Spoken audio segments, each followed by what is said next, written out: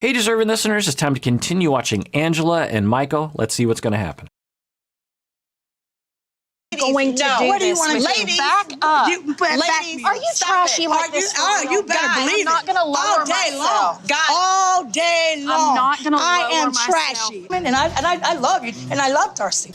You wouldn't like nobody ganging up on nobody. That's bullying. I heard enough of it. I said, let Tom handle him. So I wonder if she is reacting to things that are happening online or something, that she feels like some people are being bullied, and then she feels like she's sticking up for people that are being bullied. Maybe she thought Jesse was being bullied before even coming on this tell-all. I don't know.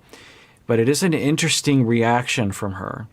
I don't think a lot of people would think that she's not a bully. I think a lot of people would think she is being the bully, and she perceives, at least in part, what she is doing by bullying is to stop the bullying. And it makes you wonder about how much bullying she went through before she decided, you know what, I'm going to be the dominant one. I'm never going to allow other people to dominate me. I'm going to be in control, because that's the only safe place for me. And she seems weirdly calm for this kind of behavior. It seems very comfortable for her. So I'm guessing that she has done this quite a bit. And we've seen her do this with Michael, but not to this. It's interesting for not a lot of the couples have this happen where when they're in the season, her conflict is like this high. But then when she's on the tell-all, it just goes through the roof. So it's just something about this context that triggers her, I imagine. Right? I think you can handle yourself. Of course. I ain't no bully. I'm real. You want to anymore. I don't want anyone fighting, guys. Darcy, it ain't because of you, baby. Come on, let's relax. It's not because of you. But I believe Tom can take up for you with Jesse. Together. Never felt so strong about Tom and you, and you're 19, but when you crossed the line in there, you crossed it. Yeah. Again, what is her goal? Because Tom and Darcy and Stacy are, I think, listening to her monologue, thinking, what is she doing? I think for at least Tom, I think Tom's like, what is she talking about? I mean, she's like, I'm on your side, I get it, and then she starts talking about her own. And then you start wondering, is she having a cognitive problem right now? Because I'm having a hard time following her argument at this point. I believe nothing she says. I'm sorry for the way I acted, but I'm not sorry for what I said, because at the end of the day, I didn't do this. And now I look like the bully with her. Okay, so that's interesting. She is now starting to calm down, and she's saying, I'm sorry for the way I acted, but I'm not sorry for what I said. I think what is happening for her right now, because that's a downgrade from her high level of activity before. She's now saying, essentially, I'm sorry for the way I delivered it, but I'm not sorry for the message. I don't think she would have said that 10 minutes earlier. I'm guessing she's coming down from the high physiological reactive state, and this is an indication of differentiation level. When we are differentiated, we are more likely in the moment of moments like this, able to reflect on our emotion, but also able to, even if we do lose control a little bit, we don't lose control as much, because we have an editor in our brain that says, okay, I'm going a little too far right now. I don't know if Angela has that so much. I mean, if Rebecca I didn't show the clip, but I don't think I did, but Angela got on Rebecca's face, which is mildly criminal. Rebecca was just standing there, and Angela went right up to her, chest to chest, and was getting real aggressive. And in some circles, like, that's just not okay. So now she's coming down a little bit, and she is starting to think, ooh, I did something wrong. I should have been more calm, or I should have been more diplomatic or something. And when we lack differentiation, after the fact, we will frequently look back and say that to ourselves. Oh, I lost control of myself. And we've all been there, because none of us are fully differentiated. There's no way you can be. We're human beings, and we just have this mush between our ears, and it's hard to think straight all the time. And we're emotional creatures, and we all have our traumas and triggered. I don't know if you hear that, but that's my neighbor's dog. Sometimes it's my dog, but that's actually my neighbor's. There's a number of dogs in my neighborhood. I have the door open because it's actually getting kind of warm in this spring day in Seattle. Anyway, so that's an indication of lack of differentiation, is later on, looking back and regretting. To be differentiated means that you're able to, in the moment, hold on to your goals regardless of emotional context. For example, I don't know, but for Angela, let's say she was going into today's tell-all saying, okay, I'm not going to lose control, but I have a few things I want to say. But in the moment, she did lose control and she did say a lot of things, so she wasn't able to hold on to her goals in the moment of relational stress. And then later she's looking back and said, oh, I lost control. So some of you will say, well, what do we do about differentiation? Well, listen to all my episodes on differentiation or family of origin work or Bowen therapy. There's a whole technique there. It's very long and involved, but there are two main things. One is to become aware of your emotions. The more reflective you can be around your emotions, the more ability you have to regulate and to know, oh, I'm having an emotion right now. I better be cognizant of the fact that it could influence my brain in this moment. Sometimes you want that, but sometimes you don't want that. That's the key.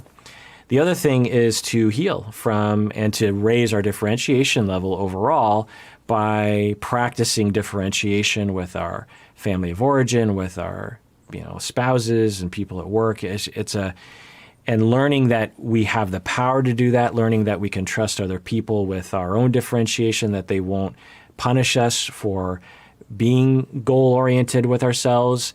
Also it's a long thing, but anyway, listen to those episodes. And I realized it was Jesse in there. And they were just passionate. Okay. And I go in there and I say, y'all stop this.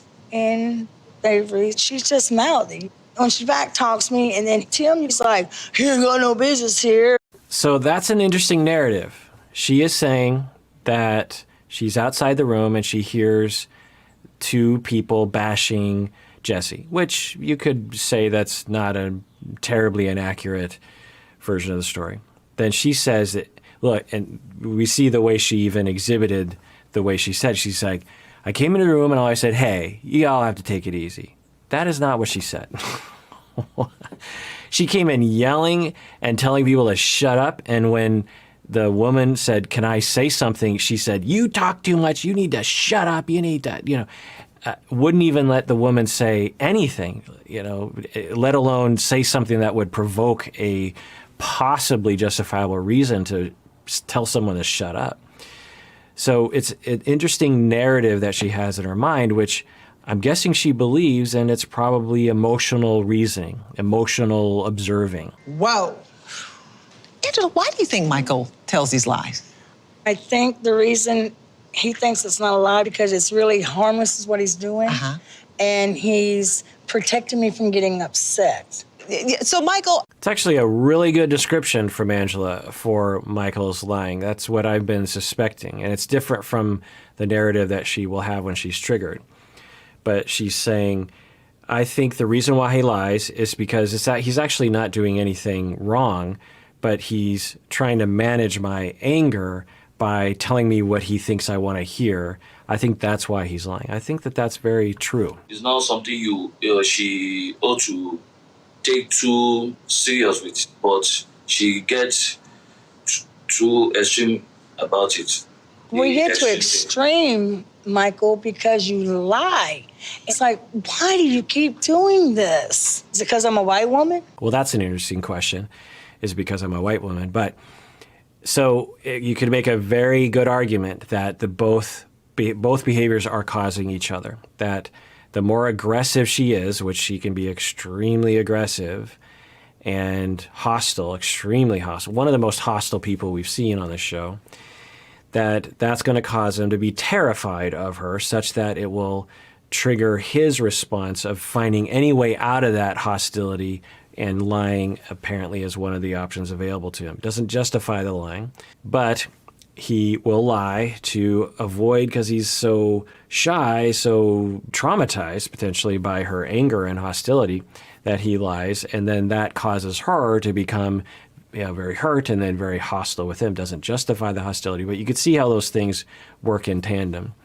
But the way it made him feel hurt, that's how he makes me feel when he constantly lies to me over and over. Can Michael have a social life in Nigeria without making you angry? No, not till I trust him. You see, I done learned Michael. Everywhere I go. Wow. She answered that question very quickly. So let's just take a pause here. Sean asked, can Michael have a social life? Can he have any sort of a social life? She says, no, not until I trust him. That is some black and white thinking right there. There's absolutely nothing wrong with her distrusting him because he has lied. He has lied straight up and admitted it a number of times, way too often than would be comfortable for anyone. So she has reasons, but to say my solution is to prevent him from having any kind of social life, we're swinging way too far. Lies over here, control and hostility over here. There's a middle way. Even at work, he's on the phone with me. When he doesn't answer me for after 6 hours, he's out, not doing nothing wrong. But he's still out, and I was like, do you think I'm stupid? So, do you think... So there's that statement. I think, again, I see a theme in her statements at the very least of humiliation. She often says, I'm being made the fool. And she is very reactive under circumstances where she thinks that she's being humiliated somehow. So she is saying, look, he's out with his friends and he's lying to me. I know he's not doing anything bad, but I'm just over here thinking, what? You think I'm a fool? I think it's very trigger. I think that's what is a major part of her traumas is being made to feel like a fool, being tricked or lied to or humiliated or put down or seen as irrelevant or disrespected or something. That's a theme there. And her hurt is very substantial under those circumstances, and then her hostility reaction to her hurt is also substantial. He needs to cut that social life completely? Well, I don't have one, and I'm working hard for us. Why, if he can have a social life and he's got time on his hands, time on his hands is to make sure nowadays with this visa, I don't want, it's a different world over there. I don't want to. So again, so Sean is like, so no social life at all? It's a great question from Sean. She's like, he can't have any social life? That doesn't make any sense. That's the implication of that question, I think. And I think Angela picked up on that, and she's like, well, I don't have one. So he can't have one because you don't have one? It's just an interesting point of view. It's an interesting policy.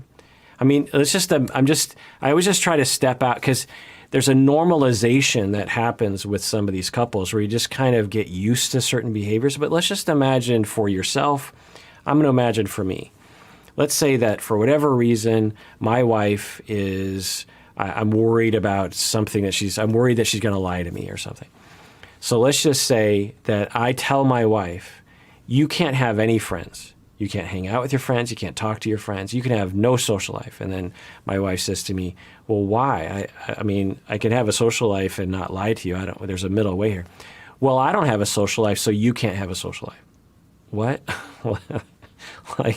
That doesn't make a lot of sense. Now, her reactivity, I think, is at play here. I think she desperately wants closeness, like anyone does. And I think due to the way he has lied, and maybe due to past relationships before Michael, she is extremely scared of losing him because of the things that have happened. So she's resorting to things that I think she knows is probably not okay, but I think she's willing to take those steps to make sure that she retains the closeness. Okay, so Michael, let's get clarity about this. Okay. If Angela can't have a baby, would you leave her? Well, I know there's nothing that God cannot do, but I believe we will sort it out. So Sean always has the best questions. She is asking very directly. So let me lock you down on this because I think a lot of the viewers want to know. You haven't said yet what you would do if you find after a few years that the two of you can't have a kid. you keep saying that you're optimistic, and you're essentially avoiding the question, what if? And so Sean asks the what if question. What if the two of you can't have kids? And he resorts to that answer again. Now, maybe it's a legitimate answer, but it sounds like he's avoiding the question. I think if he were to answer honestly, again, this is totally speculative, is he would say, look, I'm going to do everything I can to have a baby with Angela, and there's a small chance that we'd be able to do it, and I believe that God will help us to get pregnant. But if that doesn't happen, then yes, I will need to be with someone else to have a child. There's just no way around that. That's part of my family, my culture, my community, my family line. I need to have a child in order to pass on the family name and the legacy. So he doesn't want to say that for obvious reasons, but so he's answering in this very avoidant way, I think. And let's see if Sean can double down and ask him again. We'll talk together. Skylar, we're gonna talk. Oh, we can talk all day long. I told him be nice to her. So, Michael, what is the status of your visa? Okay, so Sean didn't double down, which is fine. I think it is an interesting question. I think it would just provoke Angela if you drill down on that further, so it's probably a good call. All right, well, that does it for that episode. Everyone out there, please take care of yourself because you deserve it. You really, really do.